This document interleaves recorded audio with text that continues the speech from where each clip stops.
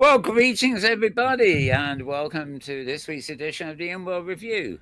If perchance you're watching us live, which thankfully not too many people do, um, sorry about the fact we're a bit late. We're about, what is this? Yeah, about nearly half an hour late, actually. Audio problems as usual. Blame Microsoft.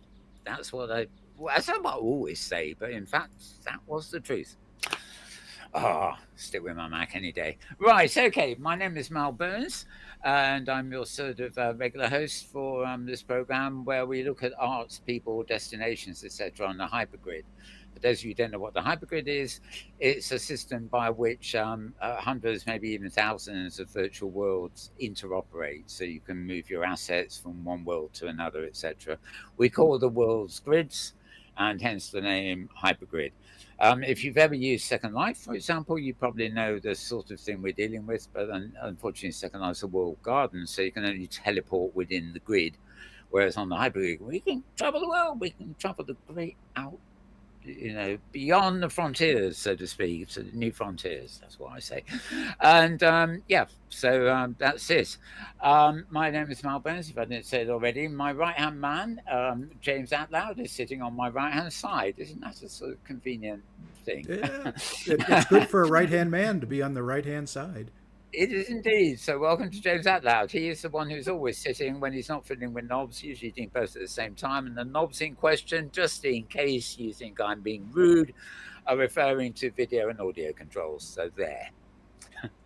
All right. Welcome, Yep. James. Thank you, Mel. And my co-host this week, and hopefully quite frequently now, is going to be Tosha Tyran, and we've actually got her all set up now. I've got a lovely new mic the other week too. Welcome, Tosha. Well, thank you. I'm glad that you bared with me. It was quite a work to get my audio done again. Windows just played some tricks on me, Yeah, and I sort of hopped in for Thursa, who has quit her role in the Inworld review, yeah. and I know nothing compares to her, so I won't even try to live up to her image. I know I can't, but I do my best. Yeah, and Yay. you are almost always on Safari with us too. So when it comes to reviewing all this stuff, you will have been there and know what we're talking about, kind of thing. And no, you've been on several times before, and you're very good. You're very good, and so has obviously had to step back for a while at least. So yeah. Building something entirely new is what those is up to. Right. Okay, and finally, lest I forget, I have our guest this week, Lavia Levine. By many other names. In fact, I think I've got it wrong. It's not Lavia. It's Lavia. The Or something. Via. Lavia. Lavia. There Yep. you go. I can't pronounce anything properly these days. Right. So Lavia Levine, and she's actually going to be talking about a brand new build of hers called Stag Hollow. And there's an awful lot of stuff behind it. I've got a lot of text history and stuff to look at while we're sort of doing it here. First of all, one question for Lavia. Were you on Safari this week? I know you often are. Unfortunately, no, I missed it. Oh, okay. What I'm going to do just before we start is I'm going to go to the web browser because, in fact, I don't need it open after I do this. I'm just looking at hgsafari.blogspot.com, which is Thursday's author blog about Safari. Two this week. Trouble for Safari is the first one here. This is referring to the avatar whose name is Trouble. And we visited Catronian Archipelago. Yeah. I've got quite a lot of film of this, but I'm not showing it on this program. We'll be having a sort of a safari repeat at some point. But as you can see, a lot of water here. I don't know what it is, whether it's boats, cars, aeroplanes, or anything in the virtual world. I cannot drive the thing successfully. I crashed into I don't know how many rocks here. Fortunately, it wasn't an aeroplane. I'll crashed underwater an aeroplane. I can never get the controls right, but there you go. I don't really drive these days in real world either. So quite a lot of water here. And the intriguing thing is some of these long tall ships, as it were, are I think they're the British Navy or something. And of course, this community here is all pirates. So when they tell us to get in a boat and do what we want, they suddenly say, "Oh, by the way, look out for the Navy." One thing I will say is I may not have been able to drive the boat, but I didn't actually get sunk. There's the sort of landing bit where you go on the pier there and get your own boat and resist and wander around. And yeah, the other visit was to a place called Brigadoon, which is based on the 1940. Well, it's a book based in Scotland. There was a film in 1947, very old film now. And there was a musical, but even the musical hasn't been done since the 60s, stage musical. So it was an interesting interpreting of Brigadoon. Now, the person behind this, Andrion Ray there, I'm pleased to say he'll be on this show talking about it in, I think it's 3 weeks' time. Might as well get the plug in earlier. He's booked and ready, so we know what we're doing. And of course, we've already got a lot of film. Here are the pictures that Thursday talk, basically. I don't know where their costumes in well, I won't comment on the costumes and where they're relevant. The interesting thing is these NPCs that you encounter, when you press on them, they talk to you in text, in fact. But the idea is, you press on one and he asks you to do something, and it's fairly easy to do, or gives you a clue or something like that, and then you follow on to the next one and the next one, and you find the same character in a couple of places. You think you come back to the start and you haven't. It's just another copy of the same room. And yeah, it's intriguing. You could spend a long while there. So that's their sort of advert for it. A virtual experience of the classic Scottish tale with a few twists. And yeah, so it's all set in Scotland there. I love these animated GIFs that those are publishers. That looks like something out of a horror movie or something, doesn't it? But the teddy bear's okay. Right. Yeah, really rich build, this, actually, the streams and the bridges and the foliage, and you can really get lost. It's lots of twists and turns in it, basically. And a bit wet in places. I blame Richie Sunak. He brought the rain with him. Right. Okay, this is in himself with the eye patch. At least I think that's him. Moving on. Yeah, and Twisted Pixel glows in the dark. Everything's very dark in this build, but she stands out a mile, of course. There we are. Oh, and they're close up. Oh, got that. Is that 2 people in one there? No, she took off her alpha, and so it shows the avatar inside of that. A bearded male. Okay, because I think of her alt as being a child avatar, actually, or a teeny or weenie or whatever. She was. That was very different of her to take off her alpha. She only did it briefly, just very briefly. Yeah, that wasn't this week. It was the week before, wasn't it? I think when you had also adopted a. Yeah, I put on a. That's called Disc Girl, and I put on a Disc Boy avatar. Okay. So that was fun. Yes, she looked good, but I didn't recognize her at first. Panning the camera, and I thought, "Who's that?" You come up, Yep. But it wasn't. Okay, so let's just put a stop to this. This is all designed to confuse the audience. So. Oh, of course it is. Right. Well, we got this out the way. Well, I'll keep the window there in case we need it later. But we're going to move on to Stag Hollow, which is only just, in fact, probably barely finished. You were putting, I believe, some finishing touches to it. Even was it yesterday I was filming? Yeah, you're still adding bits to it. Yeah, I got it in before you got there to film. Yes, exactly. Well, there was so much to film, I couldn't really tell whether, I obviously had no idea. Did she put that in this morning, or has it been there all along? But there's lots of detail of different things there. And you've also supplied us, I know Tosha's read this, and I have. I don't know about James, but it's quite a long history of what you're working on, so I can use it as a guide for sort of talking. I also filmed. You've got some slides you're going to show us a little bit later and talk over them. Mm-hmm. But while we're discussing the whole thing, I've got some film here. It's about 17 minutes long, and if you look on the screen, it starts off with a picture of me, which is totally not. That's not on. You're not meant to film yourself when you're filming, but there you go. I have landed. I have landed in a train station in Stag Hollow. And there's a steam engine with a posh passenger car that you built, which we'll see in the film in a minute, and then various hotels and things. I better start the film before I start rabbiting on about the text.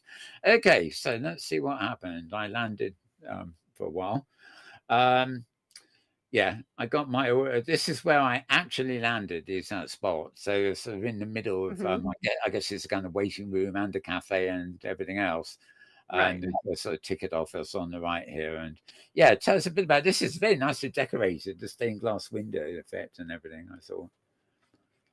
I wanted to have a really nice, kind of fancy train station where people would arrive, because the whole town of Stag Hollow, while it is in the West, it's not the dusty, dirty West.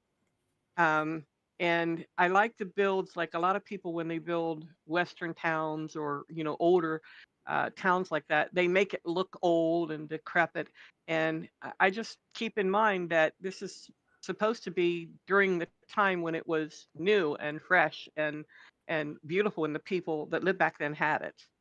Yeah. And so I try to make it as nice and appealing aesthetically as I possibly can. Well, as we'll find out later, I mean, we're looking at seamstresses and fashion and hairstylists and things like that you don't even think of as being in that area. But of course, if they lived there in that time, they're probably just as fussy as we are today about we're not all that fussy about the way we look, but used to be, should we say.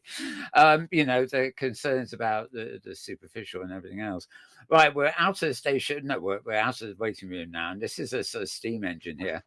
And I did manage, I don't know whether it's in the film here, I did manage to park myself on the train, but as yet it's not going anywhere. But as we'll see in the film, there's an awful lot of track, and I believe it is in your plans to get the train running around the whole region.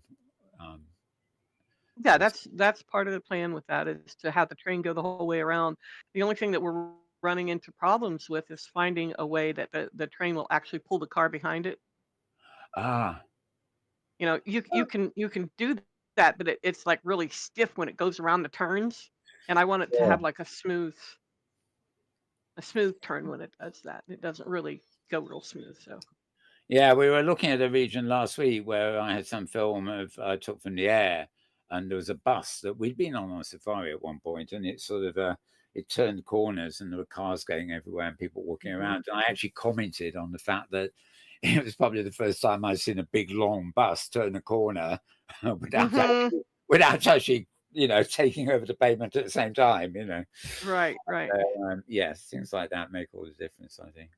I didn't do that much filming of the indoor bits. Some were very inviting, but that's the sheriff's office. Yeah, and there's the sheriff himself down at the bottom there. Well, he was there, and one of them, Church Plaza, one of them's named after a century, I think, isn't it? So this is an example. This is your lighting, by the way, isn't it? I take it shared lighting, because it was really nice, and I thought, well, I didn't set this, so she must have done. And yeah, if I'm not mistaken, I think that's the early in the morning. Oh, right. Oh, yes. It probably certainly would have been your time. The clock, the browser clock, it's obviously on UK time for me, but UTC or whatever we call it. Right, yeah, it's lovely anyway. The mood and the colours, and it's got there's actually not much mist, but there's a misty feel to it. If that's the right phrase. Tosha, you of course went to visit earlier in the week too, as well. Yes, I did. Yes, I did. I liked it very much. First of all, Lavia. I wondered where you got the idea from. What is it that connects you to it? Do you live in that region now, actually, or No, actually, Is it for you a I have piece of I family have a love, history or anything? kind of, but not. My dad Mm. was he had some Cheyenne heritage, so Mhm. I went to the Midwest theme on this. Um, but I've always, growing up as a kid, a lot of the shows that we watched on TV were westerns. The old Mm. cowboys and Indians thing. Yeah. Mm. And there's some beautiful country out there. One of them is, you're looking at something now that we did sort of a mock-up of which is Devil's Looks Tower. like Devil's But Tower. the Yeah, that's awesome. yeah, the Native Americans actually call it Bear's Lodge. And in the side of Bear's Lodge, there is these buildings, these houses carved into it. They're long abandoned, but It's funny, you see a lot of this sort of stuff in the Middle East, in fact, in Asia and things, where, there's whole cliff faces with things. When I found this, I thought I found an experimental resin bit that I shouldn't be finding. Oh, uh, you but also see it in Turkey and in the south of Spain. yeah, yeah. That kind of housing carved into the rocks. But well, that part I did not see actually, but I saw the settlement of the Native Americans and everything around. I thought it was astonishingly fresh.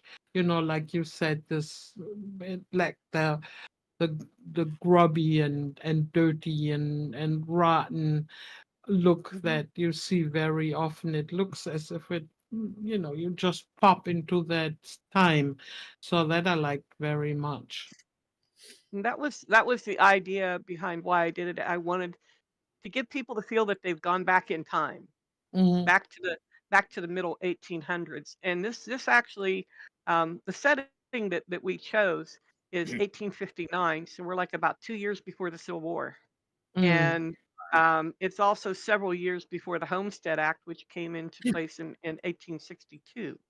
mm. And so there's a whole storyline behind this. Yes, it's noticeable anyways that it's this actual feeling. You pop in there and you say, that's now, you know. So Yeah. I really like that a lot. And yeah. The Homestead Point Act, I think, but in that was, time, and you kind of realize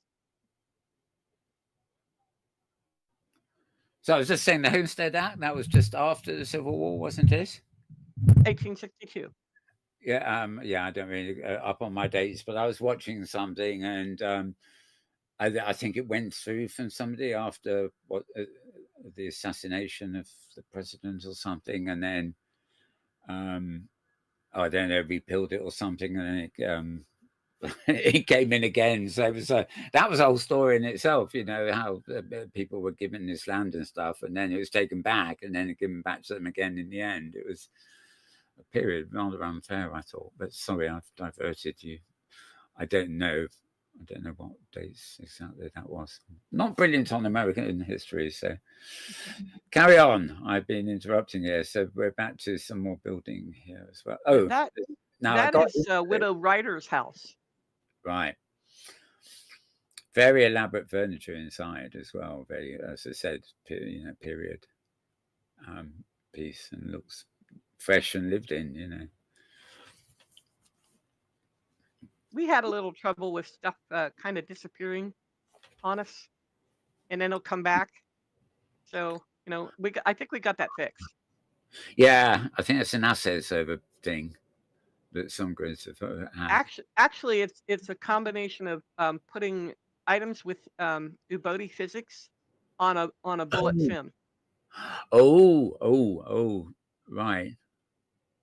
Yeah, I noticed in the train station, two of the boxes there. I think you said they came from Gately. They have there's one that is actually bullet, and there's another one that's the other one. I don't know where you meant to res them or put them both down at once. Or They had on them. One was it tells you what the physics are on the sim, and the other one tells you what your script engine is, and then oh, the other one tells you what version of OpenSim you're running. And right, so what you saw was that it was bullet sim with Y engine. okay.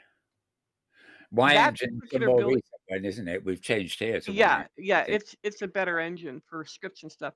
That particular building that we just looked at, that's one of the Victorian homes that I built.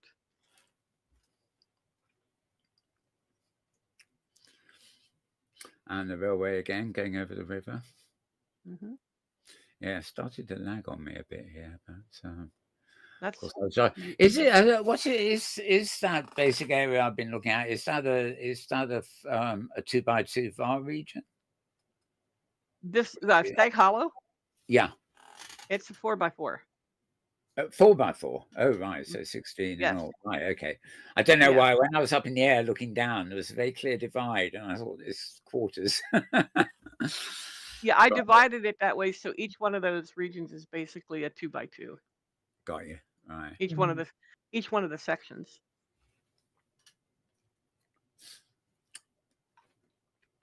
So, are you going to be introducing a kind of role play and things like that here, or is it more? Are you more concerned with just making an accurate recreation of that time and place? I think it's a combination of both. I would love to see some like historical reenactment role play. Yeah. That would be fun to do. But you know, Open Sim, it's really difficult to get role players and people that are interested in role play at all. Yeah. Well, the one we've visited in the week, Brigadoon, for example, you know, it invites that kind of thing. I think some people are very into it, and of course, there's probably more Trekkie role play things, for example, in OpenSim than in any other virtual platform. But yeah, it's you know, for people to find their way around and then find themselves with enough time to sort of stay there and indulge, you know, is it's hard. I mean, in Second Life once, I remember very clearly going to one of the many recreations of ancient Rome, and you know, I tended to. It was role play, I thought, so I thought, oh, I'm not really into that. You know, it takes up too much time. But in fact, it was a very accurate recreation, and the role play was more like actors, where people were actually playing the cleaners and pumping the water underneath the tiles that they used to heat in Rome and things. So it was actually as much educational, if not more so, than the role play. They just used the role play as an educational foundation. Well, Lavia, I think one of the reasons why you don't find so much role play in Open Sim is because Open Sim attracts mostly builders and artists, and they are so occupied with building and with doing their artist works that they're just, you know, the role players that I guess are more, they come into a setting fabricated and then to play, but not to build themselves, and the others don't have the time to build to play so much. So I think it's different crowds that are being attracted mostly. I agree. I think I think, it's a whole different setting because in Second Life, you know, everything is pretty expensive. And Oh yeah, yeah, here, you can get like, you know, 4x4s and grids at really reasonable yeah, prices, if not for free. And if you can do Dream Grid, you can make your own. yeah, Um, and so with things being as inexpensive and affordable as they are in OpenSim, um, everybody wants their own. wow. yeah. Yeah, and everybody wants to, you know, wants to build and wants to make art rather than Yeah. play on something that somebody else made. I Hmm. agree with that. Yeah. Yeah. But we do have our regions open. Um, at least the ones that I've built. Now, the Plymouth end of it is that's private role play, but on my end, they're open for like if people would like to do a Western role play set in the mid 1800s, they're free to Mm, use this region for their role mm, play.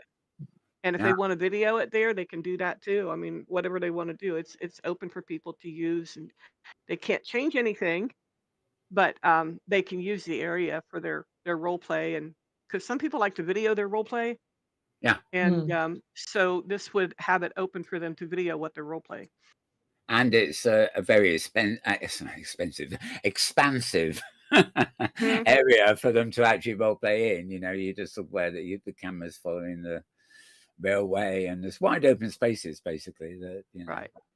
People can use. This is actually a house that I had completely redone. I retextured it. I fixed the stairs, and it didn't have stairs. It just had a twisted ramp.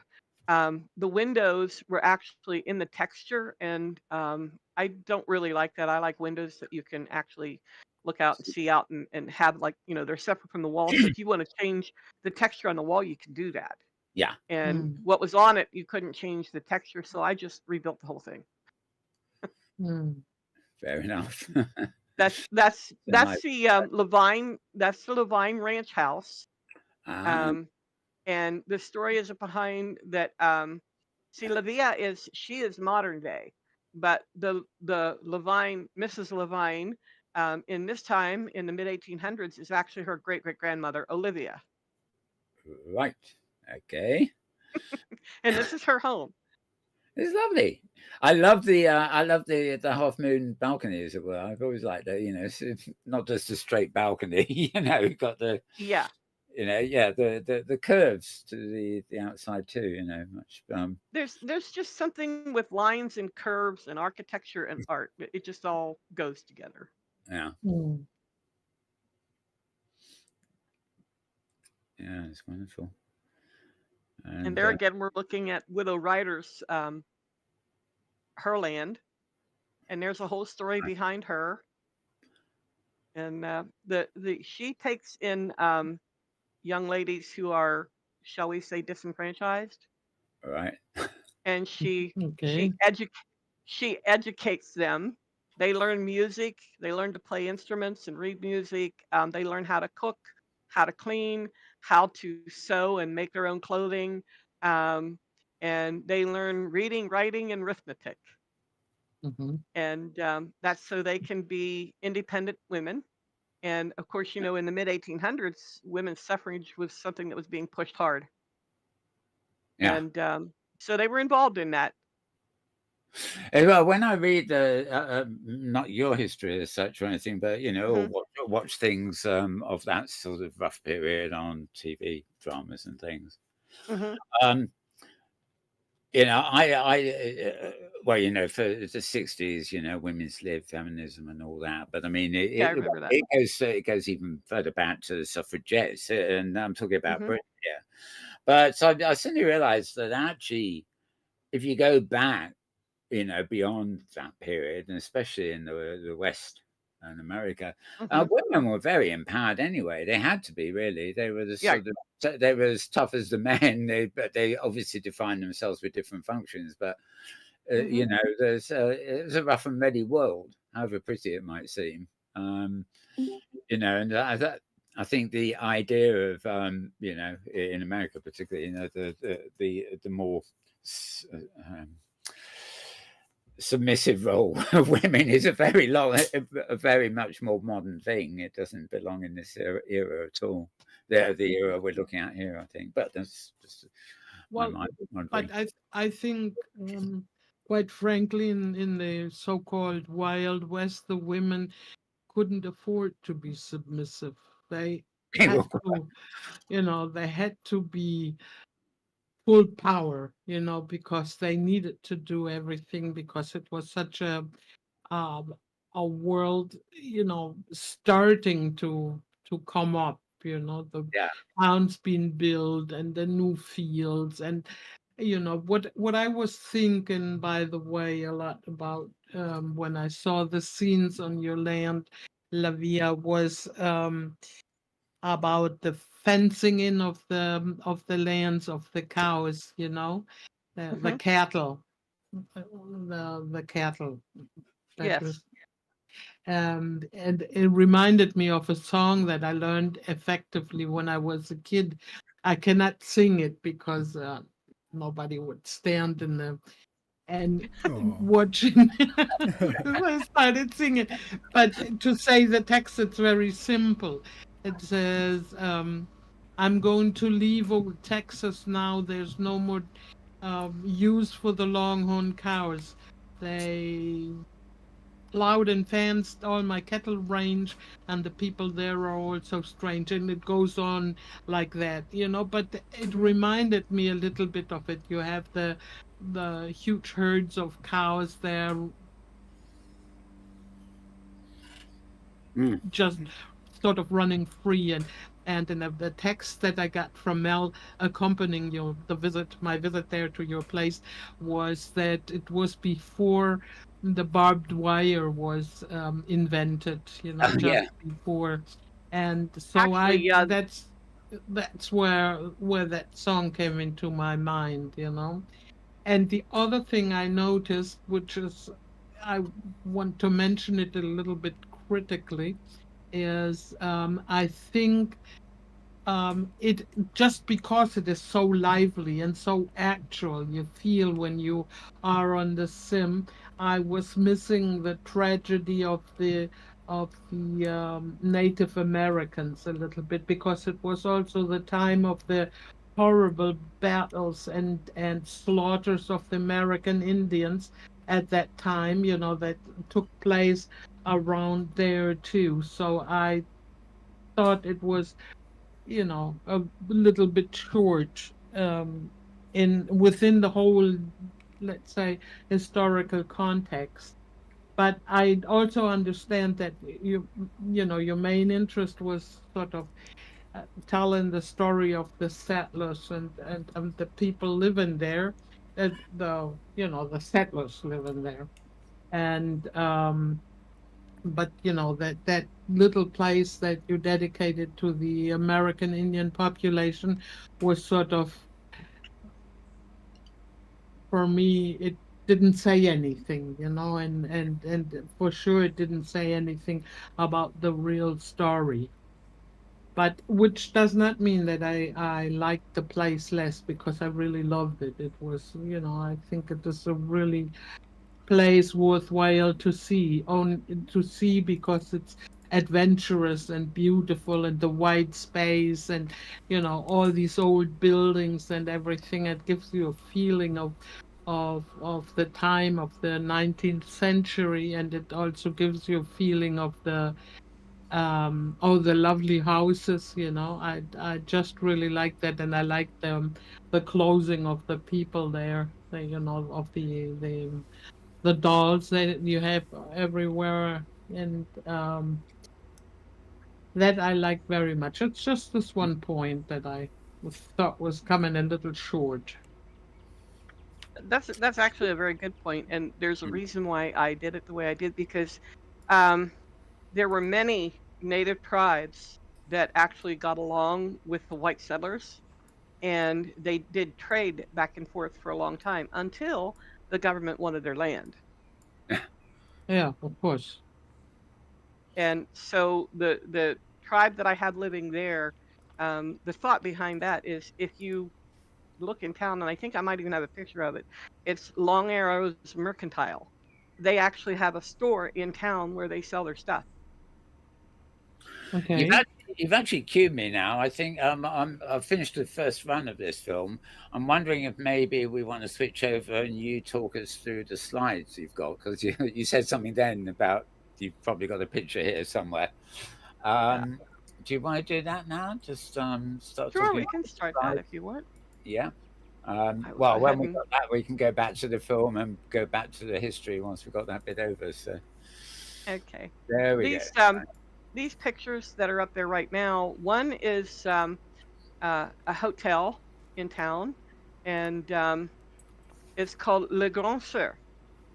Le Grand Sur actually means the big deer, and Hmm. that's, because it's Stag Hollow, and that's what the stag is a really Ah, big a elk big type deal. deer. Yeah. So that's what that is.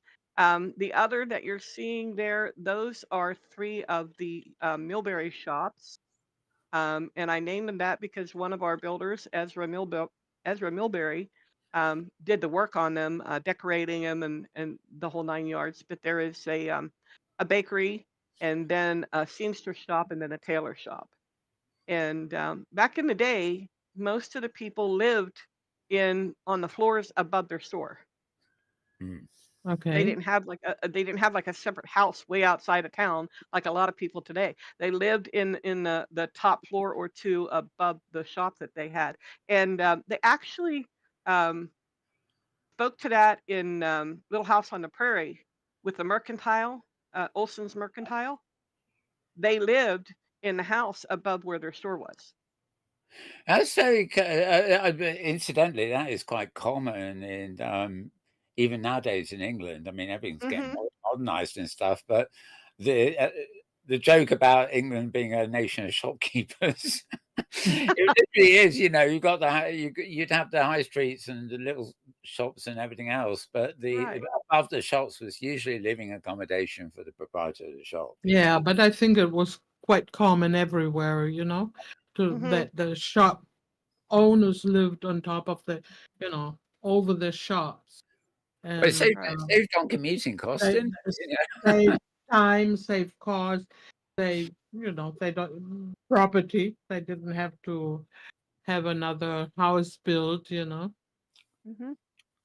So A I lot of them remember that. couldn't afford it, but, eventually they were the whole thing was the American dream is to have your own castle, your own house, and so Mm, living above the shop. Now some still do, but living above the shop is kind of like that went out of style when people could get their own houses and then just go to work at a yeah. shop in town. Yeah, This sure. And next and and the idea of getting work and living more separately is very common too, and it's very Mhm, modern. It's not the older thinking, I think. yeah, correct.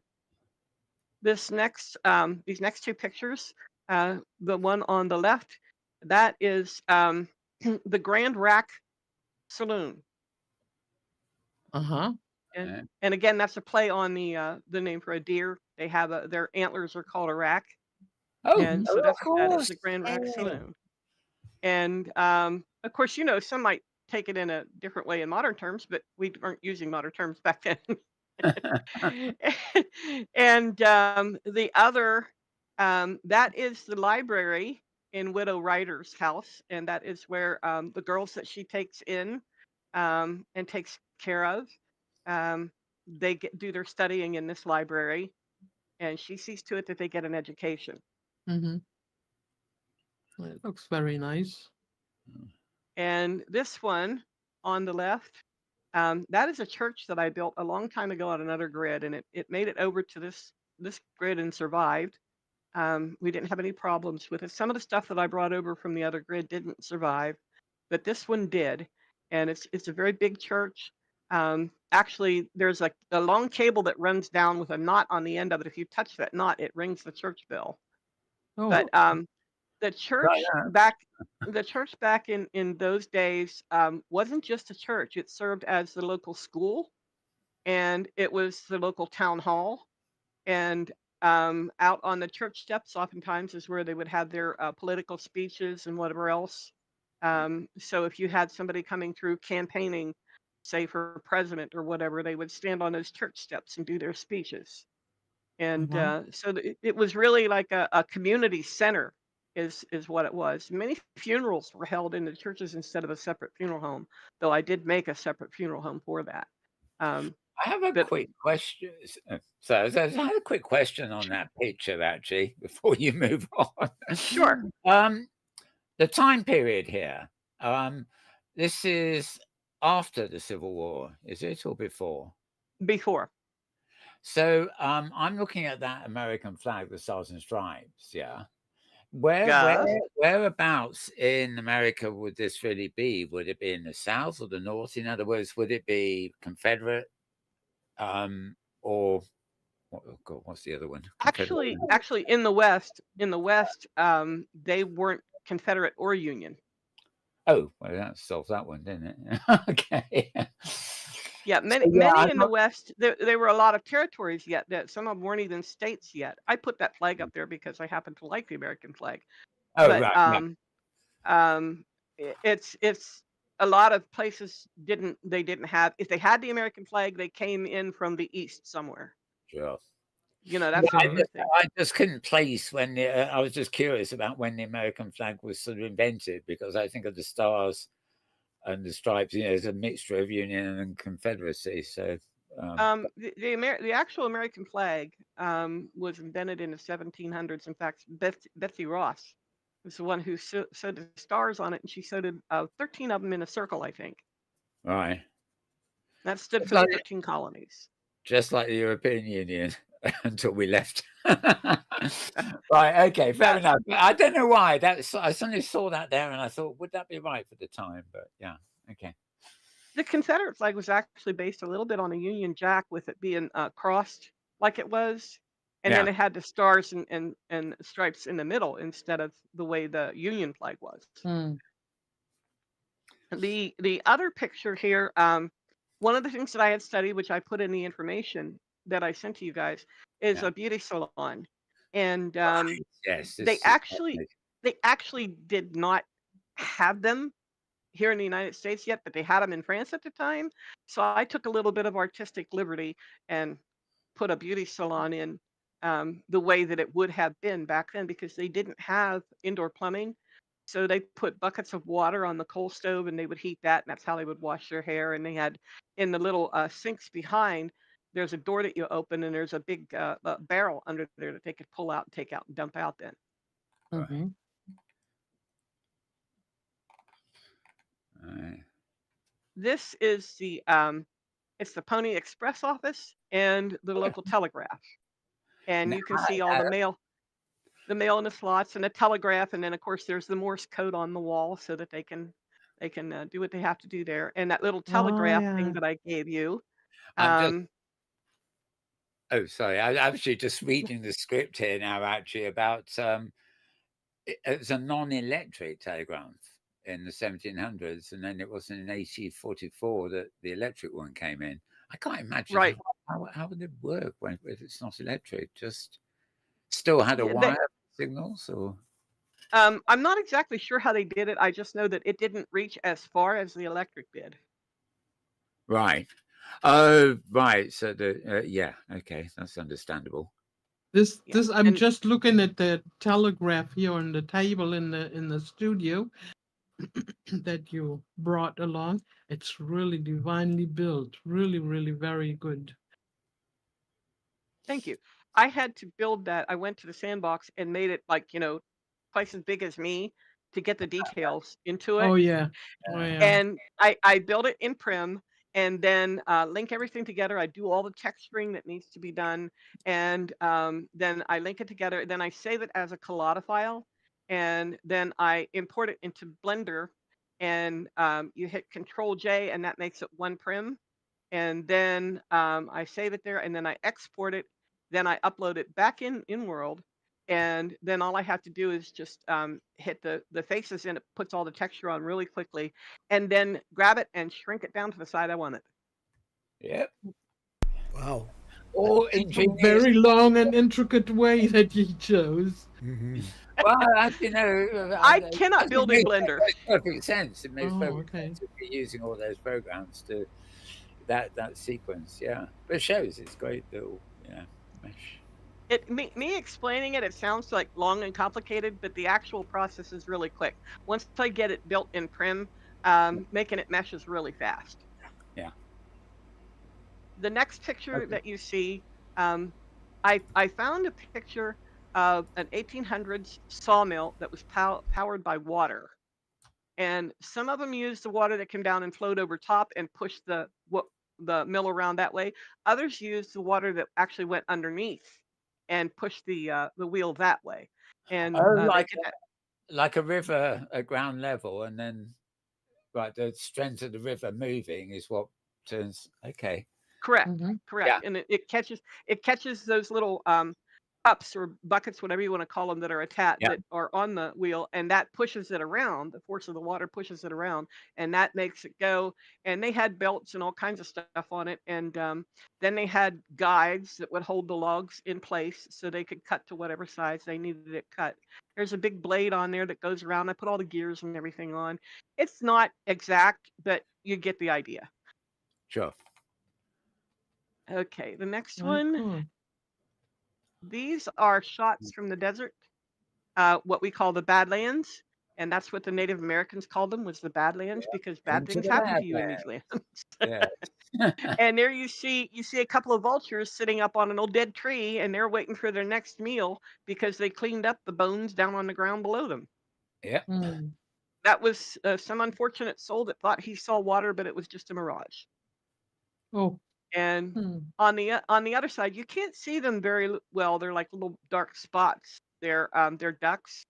They're called Oh, ruddy ducks, and they're small. They're smaller than regular ducks, and they only live in the desert. They don't live anywhere else. And so, like little oases in the desert and stuff is I where was you'll going find to these say, ruddy ducks. where's the water in the desert? So they must be pretty rare. You can tell, can't you? Because they're it's the classic scene of mother duck and the three little ducks behind. You can just make out Hmm. on the photo there. I love the way they walk along, well, swim along or whatever they do in a line. So Hmm. sort of fetching, Yeah, really. Yeah. yeah. It's fun to do that kind of stuff. But yeah, there is water in the desert. Mm. The picture on the left is the Levine Ranch House, and Right. the ranch is called the Rocking L. And there's kind of a joke behind that, because her name is Levine and she loves rock and roll. It's a Rocking L. But they often did that with the ranches back then.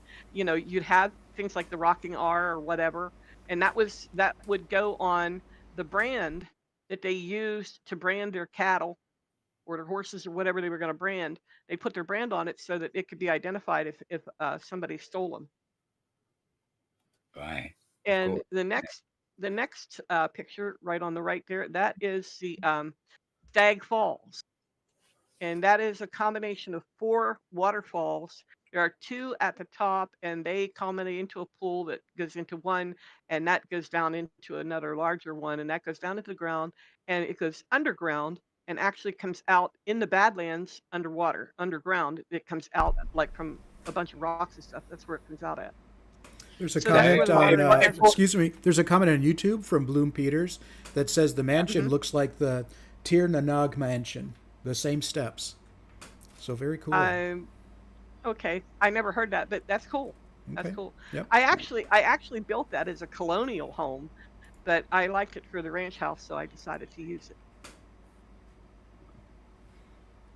Here we have there's a gypsy camp, Yeah, I remember that. and there were all kinds of travelers in the West, and the gypsies were, some that were spoken of a lot. They were nomads. They moved all over the place, and the townspeople didn't like them a whole lot because they felt that they stole too much stuff. It's the same story throughout Europe, I think. And, Yeah, where and where would they have come from? Would they have come from Europe, like they Romania? probably immigrated. Yeah, they probably immigrated to the mainland and then headed out west. Particularly if Yeah, they faced any kind of persecution in the east, they would have headed west where they wouldn't run into that. yeah, right. Um, Exactly. Well, and they weren't like much. Even nowadays, they call them traveller communities now, but they're not Mhm. like as soon as they park in a field by a village, the village is at war with them. It's Yep, they it's kind don't of how it goes. always steal things, but yeah. The next picture, that of course is our Native American. I choose to refer to it as our Cheyenne uh, tribe, our Cheyenne tribe out there, and the Cheyenne people did their best to live at peace with the white people, and that's the white settlers, Yeah. and so that's why I went with that. And these people in my story, they have good relations with the townsfolk. um, Long Arrow, which is one of their tribesmen, has a mercantile set up in town, and he sells the stuff that his women make and the things that they grow, and like animals that they go out hunting, and he gets some and he takes that into town and sells it. So he has a pretty good lucrative business going there, and they all get along well. So It's that funny. wasn't always the case. I was going to say, I saw, well, within the last few weeks anyway, saw a map of America as it, not marked off by states or anything, but marked off by the tribes that would have existed really before a white man arrived, or maybe at the early days. And the Hmm. phenomenal number of different tribes and different regions, it's like there were more land blocks of tribes than there are nowadays of states. It's just so you can imagine the diversity there and how many, some tribes would take to the white man and others would not, and then all points in between. So yeah, there are some horrible stories, as Tosha mentioned, of that era. But yeah. Well, there is a movie out that Kevin Costner narrates it, but it's called 500 Nations. Oh, right, okay. And there were actually right now there are like 557 in North and South America, and I think some of that's in Canada as well. But their actual numbers. These are all now areas that are now reservations, basically, with different nations. There are 6 sovereign Native American nations in the United States. Right. Okay. And a lot of people don't know that either. But there are 6 sovereign nations. The Cherokee Nation is one of them. Right. These 2 pictures are both from the Badlands. They're like ruins of buildings that where people had lived out there for a while, and now they're all gone or they've moved. And then the other one just shows like you can see some dust devils blowing around there, and there's actually blowing sand, and there's some eagles flying around, and would these have been contemporary buildings at the time of this build? Just a bit old, or are they really ancient? Because I know there was a lot of, in the southern half of America in particular, there was a lot of the Aztec Empire actually reached quite a long way up, and a lot of the Native Indians were founded on the ruins, rising from the ashes of the Aztecs, so to speak. So presumably there were ruins and stuff around. Probably hard to find these days.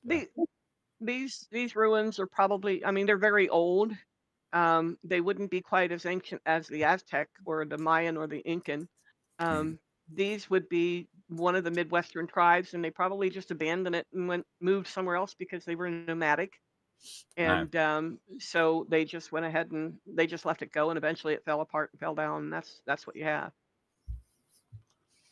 And of course, it is a structure as opposed to tents, So right. And that's something a lot of people don't know, especially your northeastern Native American. They did not live in teepees and wigwams and that sort of stuff. They actually lived in mud and grass huts or mud brick huts, that kind of thing. Some of your northern Midwestern also. The southern Midwestern were the ones where you get into the teepees and wigwams and tents and stuff like that. Right.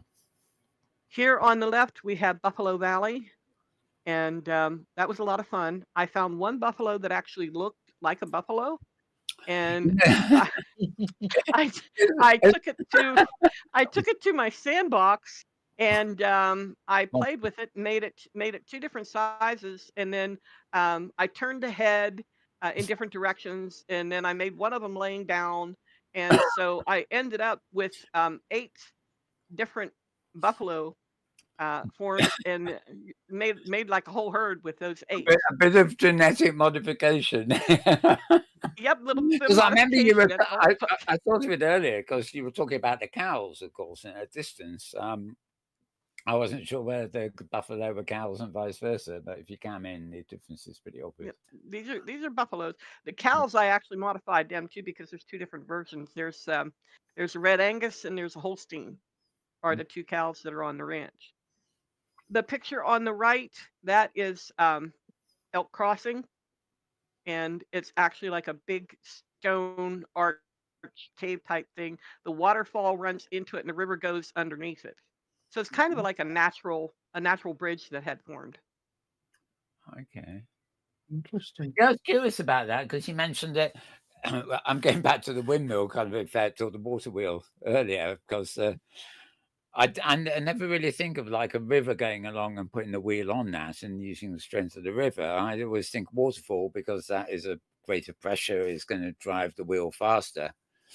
But yeah, the idea you've got these massive waterfalls and then it's going underground and then coming up again, like a well. That river would have been running. That river would have been running pretty fast because it ends up running into a waterfall, which would increase the speed of the river. In fact. Oh, crumbs! Right. Okay. Yeah. Yeah. And now here on the left, you see Bear Lodge, the big mountain, Yeah. which it would have been formed by volcanic activity. And the particular type of volcano left the basalt, and that's what formed the pillars like. And then we decided on the right, we built in, it's kind of a version of Mesa Verde or Mesa Verde, whatever, however you want to call that. Um, it's kind of a version of that. We put some mud brick buildings in there and some ruins, and then some ivy growing down over them, and tried to give it as close a look as we could, um, so that people, I get the idea. I got one question. That's how did they get up and down and into it? Ladders, Ladders. ladders, Oh, ladders. They had hey, that's ladders. a long way. It looks pretty high to be going up by a ladder. Well, and Yeah. some of those places actually had hidden caves that would come out into that area, Oh, yeah. and Yeah, so of they course. could go down to the cave and to go down to the ground that way. But ladders was, the actual Mesa Verde, I don't think is built up quite that high. It's built into the cliffside, but it's not up quite as high as what I put this one. Yeah. A natural place, after all. We were all cavemen once. Weren't we? Yeah, Caves this this caves are is our thing. That's a this cowboy. picture is that is actually an 1800s hay hay press. The Oh, no, box, I came across that's a minute ago in the history thing here. Yeah. yeah, the box that you see there, above it, there's like a great big wooden block that's attached to a kind of an arm, and the ox goes around and turns it until it pulls it up high enough, and then after it gets up high enough, they kick a release on it, and that big heavy wooden block comes down and squashes the hay, Oh, Right. and And then they hook it up, and a stand clear he moment. goes. Yeah, and whatever it is you don't wanna be under that whenever they release it No. because you're gonna get oh. squashed with it. And they would do that. It took about 20 minutes to make 1 bale of hay, but the bales of hay weighed anywhere from 2 to 300 pounds. Oh my gosh. And that's how they made hay until they come out, with more modern equipment like kick balers and things like that to, Mm. and it would rake the hay up and make the bale, and then it would kick it back into the wagon, and all the guys had to do was arrange it till they got it to the barn, and then it was put it up on a conveyor. But this was done in the barn, and then they would carry the bales up and put them away. Right. Something that they actually did not have in the mid 1800s was the Oh, barbed wire. That didn't come God. along until later. And that came along later, but again, I decided to take a little bit of artistic liberty, and I went ahead and put some barbed wire in because it was only like a year or so difference Yeah, it from says, what I set this in. So I went ahead and put it in, and that's actually barbed wire that I created. It was a lot of fun to do. I did the same thing with that I do with all my mesh. Make it in Prim and then put it in Blender and make it mesh. right. I have to tell you a little curiosity story about barbed wire I read very long time ago, and I looked it up just now when I was at your place, Lavia, and that was that the first telephones in America they functioned with barbed wire. I mean, the first telephones needed a wire between them, you know? And so the first ones they had that went from farm to farm, and they connected it to the barbed wire that they had around their fields, so they could talk among each other. I thought that was so curious to have a telephone with barbed wire in between. And I think they put people off cutting the telephone lines. I Ouch! was just gonna say that would stop people from interrupting the phone calls. Yeah, Yeah. yeah, that's true. Oh, This is the local saloon up in Rydertown, which is up on a mountain behind the ranch. And because you'll see like cliffside there's actually a mountain above that. And up there is where the gold mine is. And the riders were the ones who discovered, there's gold in them thar hills. And they found the gold, And so this is the gold mine they go up. And so I put a little saloon up there for the gold miners to, when they're done working, they can relax and have a drink and, party at the end of the day. And I actually found a little Conestoga wagon. So I put that in. I'll probably be putting more of those out too. Um, but those were what they used to travel from Yeah, the east to the very. west, the Conestoga wagon. They're Mm. iconic, really, aren't they? Every cowboy Hmm. movie I've ever seen. Yeah, nowhere else. Yeah. And this is more of the little builds that are up there. Every one of those little houses that I used for the miners' cabins were built by my dear friend, Star Ravenhurst. Oh, yes. Yeah. Those are her builds, her little Nice. cottages, and they fit so perfect. I thought, well, I'm just going to use them. They look perfect for the whole build. Mm. Why? This Why? is Why this do is it? where I exactly come to my next question, Lavia. I hear that you did not build all these things by yourself. Were you, let's say, like a group that did, because you refer to we very often instead of saying I did. So you say we did. So, I feel like if I always say I did, that I'm bragging. And I don't want to whoa. brag. I did build most of the stuff that you see on our Mm, grid that is original builds. We have 4 very good builders. Star Ravenhurst is one. Um, I'm another, and then we have Thorvalder Ragnarsson. He is new to our grid relatively, and he is an awesome builder. And then we have 2 other ones, and that is Hemi and Levon Skywind, and they're just getting ready to put a shop out with their builds. And and then I have Ezra Milbury, who has helped me do decorating and designing. But as far as the actual builds, I do them. Unless like trees, things like furniture, stuff like that, I don't do. And now and then I'll see a building that I like it and I want to use it, so I will get that build if it's a good one. mm, mm. But Lavia, I do my own builds. I do. another comment from YouTube from Aquila Lumiere. Loving the look of this grid. Would love to visit sometime. Stop in Mhm. anytime. We're open 24/7. So just stop in and wander around and visit all of our regions. I'll, Really, I I'll, mean, we I'll, have wonderful. The only ones you can't really go to are down in Plymouth because that's private role play. I'll put the grid address on screen. There we go. Awesome, awesome. This is a hot air balloon that I built, and I couldn't find one that worked well, so I decided to build one. And I put 3 chairs in it because the pilot has to be seated before anybody else so that it can be flown. And you can fly it at all over the region and Oh, just look at great. everything from above, get a bird's eye view on everything. And Is it, is you can go slower, you can go fast. so is it got a scripted route, or is it just something you can take off and float around in? It's no, it doesn't have a scripted route. You can go wherever you want with it. Oh, okay. It's basically the script that's in it is a helicopter script. Of course. Right.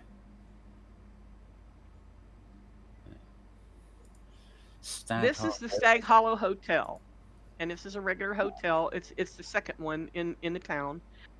It's as posh as the first one, but it has more rooms upstairs, so it holds a larger crowd, and it's got a really big like a big dining room, and it's got a lounge. The other one doesn't have a lounge; it just has a dining room. This is I'm back on the script again here, actually. One of these has got the beauty salon, isn't it? In this, hasn't it? Yeah, we already went through the beauty salon. Oh, okay. So much here. I could forget. What have I been Yeah, here before? yeah, we talked Yeah. about the beauty salon in that there weren't actually any in the United States. If there were any in the United States at this time, it would have been in New York, Right. you know. But at this point, there were none out west. I took a little bit of artistic liberty and put a beauty salon in the one building, and it's the one that had the little sinks. It has the barrels underneath that they could take the water out and dump it. Mm, And mm, they didn't have indoor plumbing, So they used buckets of water that they would heat on their little wood stoves, their coal stoves, or their fireplace, whatever. And they would heat the water and then mix it with cool water, and that's how they would wash their hair. And then that would run into the barrel underneath. And then when they were done, they could take the barrel out and dump it. Right.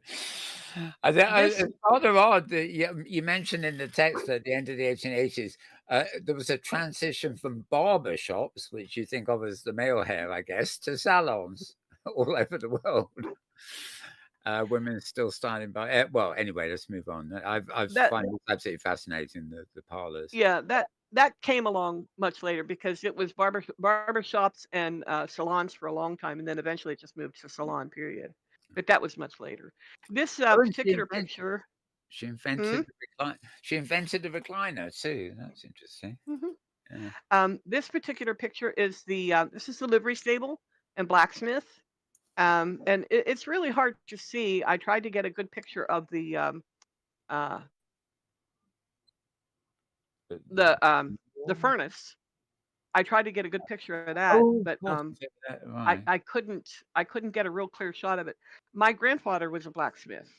The forge is what I was trying to say. My grandfather was a blacksmith, and when I was little, like 3 years old, my mom on one occasion left me with my grandfather at the blacksmith shop because she had to go somewhere, and he volunteered to watch me. And he had me helping him, and the way I would help him was his forge. His forge was really big, so the bellows that he used for a 3-year-old were really big. And all I did was grab the handle and kick my feet out and swing off of it, and that was. And that's how he was. He was happy with that, was he? He was happy with that because I was pumping the forge and it was keeping me occupied, so I didn't get in trouble. Oh, fair enough. Fair enough. Okay. Oh, what a thing. Oh, and we're at the end of those already. I think so. Yeah, that's all of them. I'm gonna start the other movie just playing again in the background, so something sort of running to entertain us. Okay. I'm flicking back now to the what I call the show notes, which is a cut and paste job of the massive amount you said. Anyway, we've been through the hay press, haven't we? And yeah, I'm running down here. I would say that Lavia, oh God, I've done it again. Yeah, it's always going to be Lavia with me, I think. Oh, that's fine. It's the accent. I'll let it go. This history document that we got in front of us, Lavia does say to me that that is actually going to be available for you to pick up in World. It's not there at the moment, but ultimately will be. Right. And you've got an awful lot of links in here, which are actually. More information about the hay press, for example, that you mentioned earlier, and barbed wire, of course, Britannia. Yeah, I'm scanning down the list here to see what we might have missed in the conversation. Mechanical kickbait. Oh yeah, we did that one. Actually, you did cover an awful lot. Oh, this is an interesting comment, actually, in your history. Pony Express and Telegraph. Our Pony Express and Telegraph is in the form of a cell phone or watch with Wi-Fi and Bluetooth. Right. But you mentioned in the span of about 175 years, we've gone from Gunsmoke to Star Trek and beyond. We've gone from personal greetings, hugs, and handshakes in the town square, where there were community picnics, games, and children running around laughing and playing, women exchanging recipes and pattern instructions, men talking about the huge fish they caught or the giant buck they got, and knowing our neighbours like family and close friends. We've gone from that, which is in this build, to a tiny impersonal little flat box in our hand that allows us to keep our neighbours at arm's length. Yes, that's precisely. I mean, it is such a transition, as you say, 175 years. So, yeah, I mean, obviously, you're trying to recreate a bit of history here, recapture a bit of it. Do you have strong feelings about Well, the progress, basically. I mean, it is. Are the lifestyles embodied in building in builds like this something you look back to and think, "Oh, we've lost something. We've really lost something in the modern age." Oh, Absolutely, yeah. absolutely, we have. We've lost the communication and the contact between human beings, and society has become very impersonal. And I think it's tragic. Yeah. I think we Oh, all do. but I don't quite agree with that, Lavia. I think in part you are right. We've lost a lot of, the human quality of touching, of doing, of things like that. But we've gained a lot too. We've gained, for example, that we can talk, people that have never seen each other and probably never will, but we can talk, Oh yeah. quite well and quite at ease like this, or in the more personal way. My niece, for example, right now is in Argentina and on a school exchange, and that would have been years ago, like even 30, 40 years ago, would be barely possible. I talk with her almost every day, a moment on Skype. I can see her, and and I think that's quite fantastic. A thing that was way back when was no, not possible.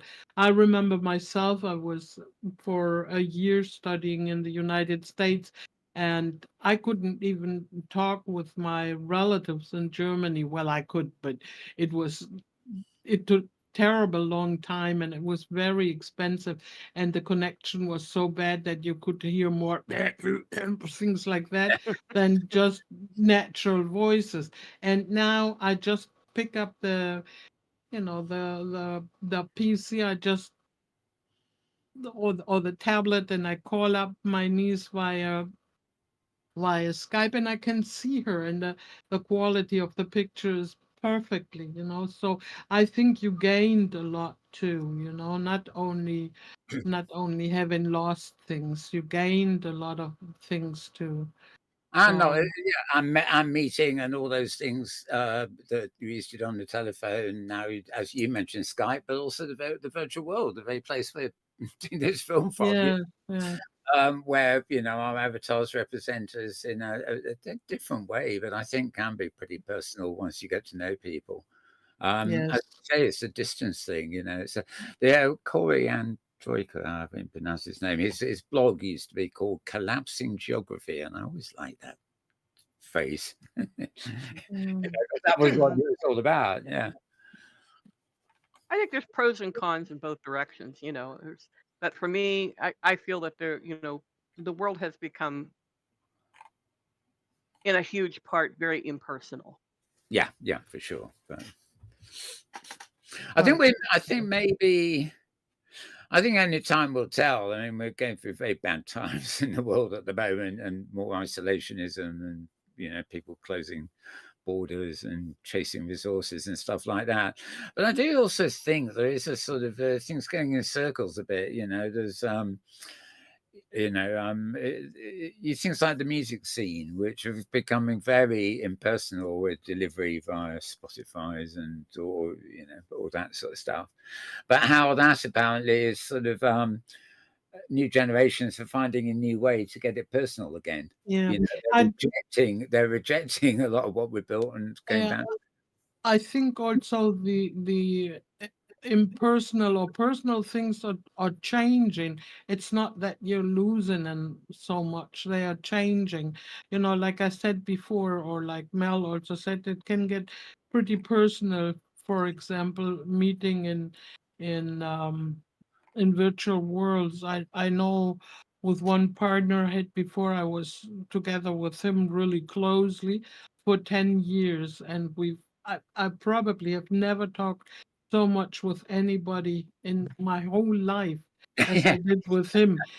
5, 6 hours and up to 7 hours every night, and he was from Texas, and I've never met him personally, but we were so close, so intertwined, so to speak, that I could not imagine being so close with any living person. Of course, he was alive, but living next to me person, because person next to me does sounds that are strange or sometimes smells bad that you don't want to smell them, and so he, you know, makes you alienate him. But this way, mm, well, really, I was feeling so close with him, like probably never before and never after to a real person in my surrounding. And maybe it's also me. I don't like people coming too close to me. So when they are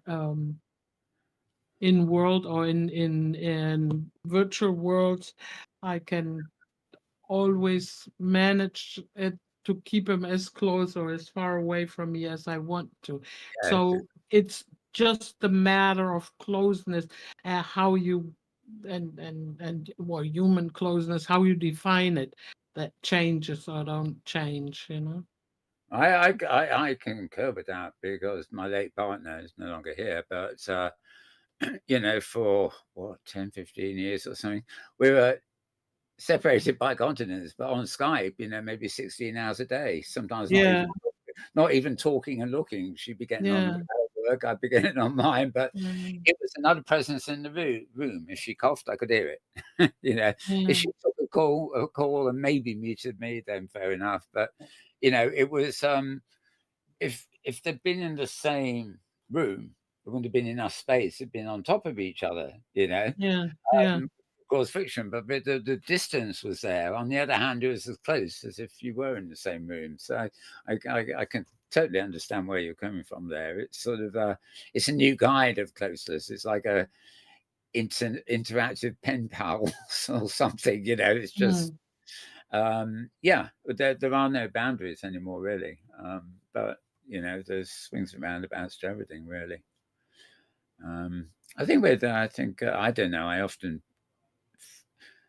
What I'm I think is that it is a very, very interesting conversation, the same kind of conversation that older people have with young ones mm, that communicate so much on WhatsApp or something like that on their smartphones, and they say they cannot read or write well anymore.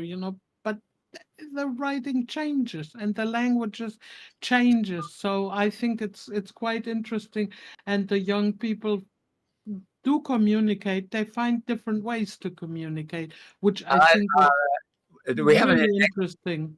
we have an election going on in Britain at the moment, and our current prime minister has taken to TikTok because about his, Uh, Oh he, he, no.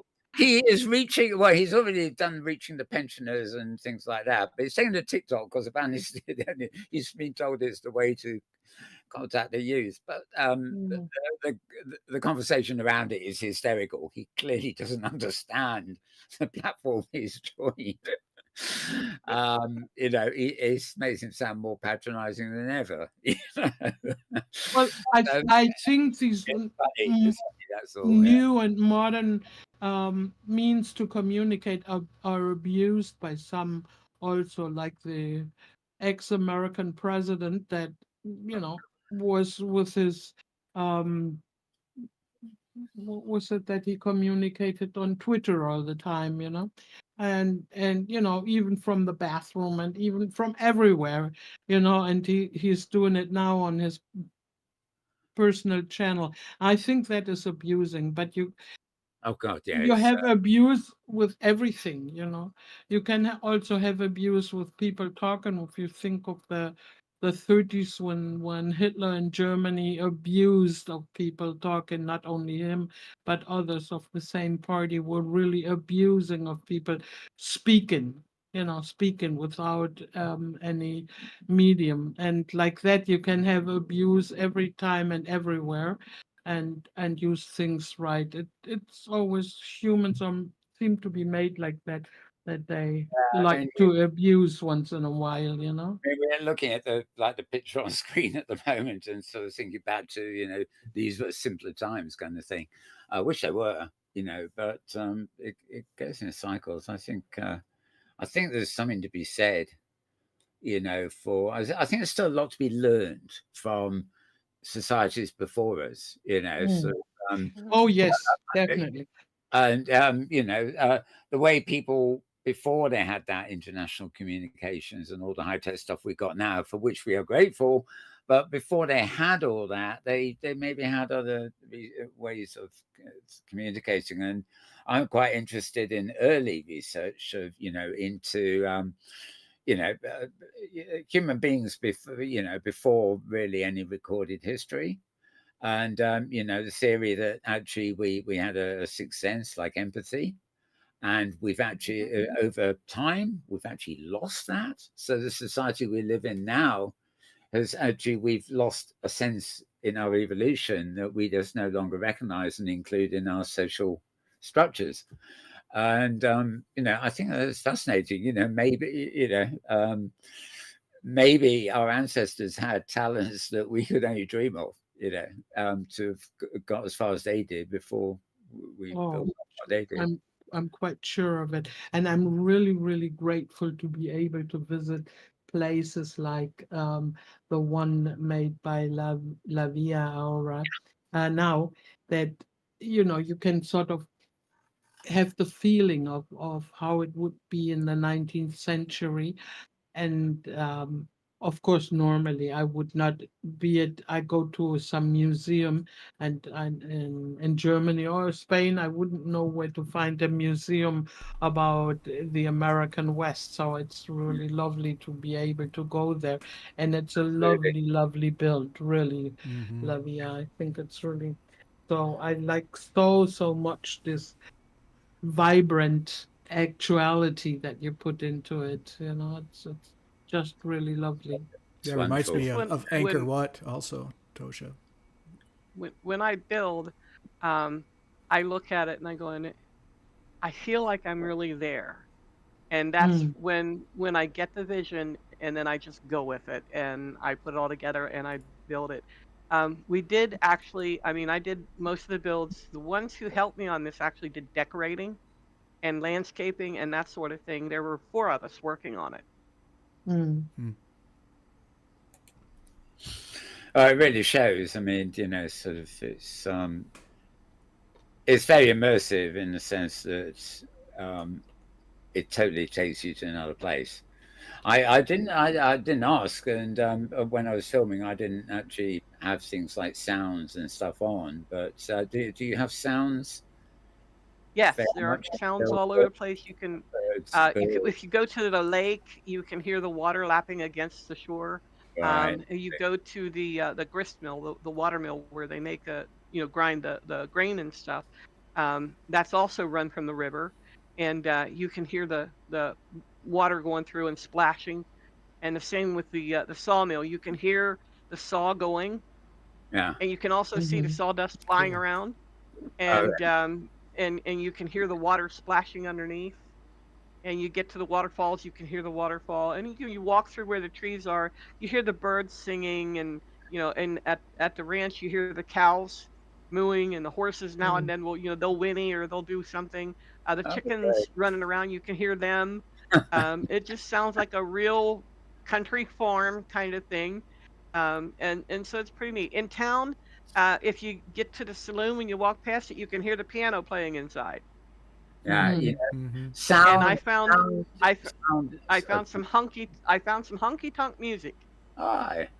And I put that in the piano because that's generally what they played. Yeah. I also have a couple of musical instruments that they can sit down and play in with a writer's house. It's a harp and a piano. And I'm going to work on getting a violin put together that can be played, that actually plays the music.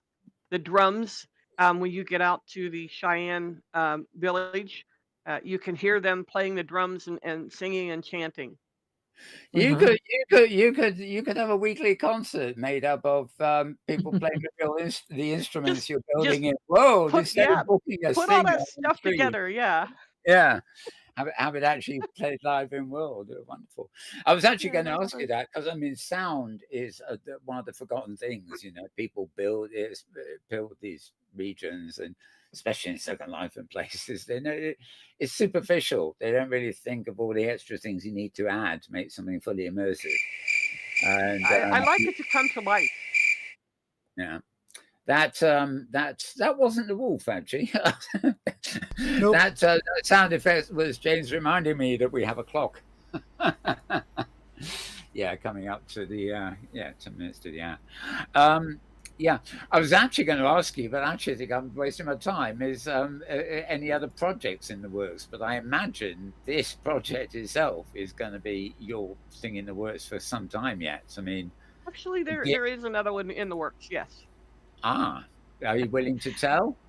No. It's called Starbase Kodur Haaretz, Oh, which translates to Starbase Earth, and oh, it's kind of a not quite Star Trek. I don't know. I might add a Star Trek theme into it, but it's a sci-fi thing where they end up getting shot back in time to the exact point when the meteor hit Chicxulub Bay, Mm. and Hmm. the Wow. pretty much wiped out the dinosaurs, and so oh, now they have their build way above the land so that the animals, the dinosaurs and whatever can go ahead and do their thing, yeah, while these people that landed there are they're like high tech sci-fi, and underneath you've got this wild crazy, you know back before time, yeah, so to speak, that all these animals and stuff down there, and you really need to be careful of yeah. the raptors. The Mm. Oh, yeah, raptors will attack you. Mm. and you don't tread on butterflies either. It's also history. Yeah, yes. Yes, don't do that. But yeah, the raptors will attack. Yeah, that's a fascinating departure from something like this. I mean, there's a lot of the theories of Gaia and things. I think it's just an airplane or somebody of our era, maybe. Um, they had this idea of spaceship Earth. It was an Hmm. ecological movement more than anything else, like in taking care of the planet and viewing the planet as an ecosystem that moves through space, like a spacecraft, Hmm. which is Hmm. true. But this planet is never in the same place twice. If you blink and somehow step out of the planet has moved and it will never be back. It's nearby, rotating the sun or whatever. But Hmm. it's very much part of the ecology movement, I think. But I have a very wide range of interests. yeah, Wow. I love science fiction when it has meaning, Hmm. especially. So, well, as you gathered from James's, oh, but he didn't. I always Never pretend heard we of got. beeping. I always pretend we got a wolf just backstage, and it howls when it's hungry, and that's our cue to stop. So there we are. There it goes. Thank you, James. There it goes. That's it. That's how I imbue even this show with a bit of storytelling. Our dog's hungry. We've got to go feed him.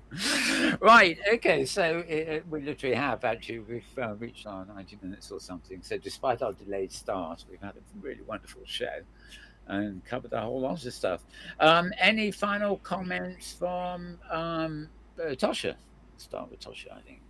Well, it was brilliant. Your building is brilliant, and I love the conversation with you.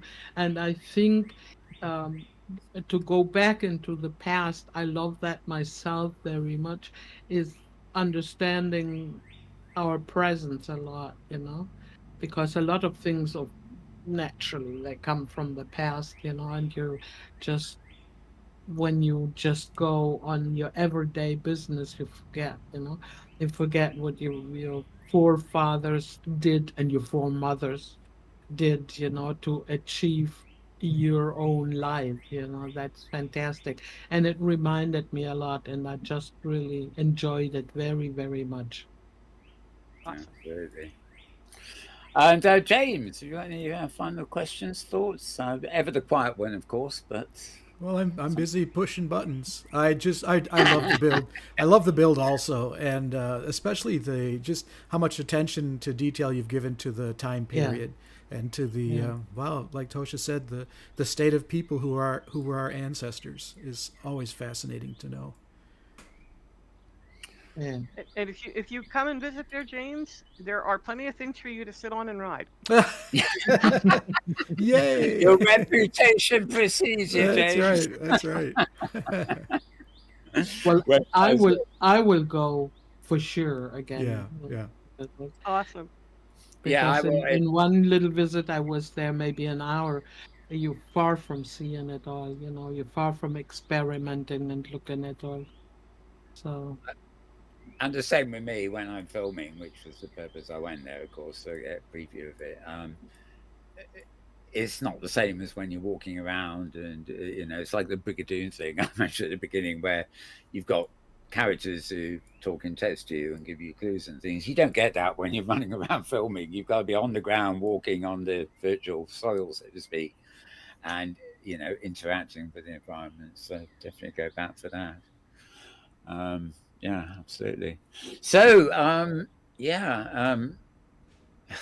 sorry, it's going to be Lavia. My tongue just can't get used to another way of saying it. Lavia, Lavia, it's been absolutely great having you here.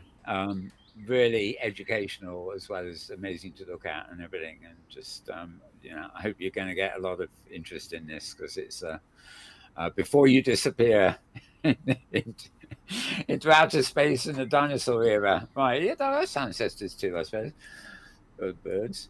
Anyway, before you go up to there, I hope you go get a lot of interest in this. It really deserves to. There's so much in here to be learned as well as experienced that it deserves to get a lot more attention. And maybe we probably end up having you back. Certainly have you back for the dinosaur era spacecraft or whatever it is. that one will be a lot of fun. That might be a little bit away yet, but Yes, it's going to be a ways away. And I had a wonderful time here today, and I thank you for having me here. There were a couple other people that contributed to this region. One of them was Roland Francis, and he provided us with the Western horses, and they are absolutely awesome. And then I had Aries Halo Star has provided a couple things that I was able to use that were scripted perfect for what I needed.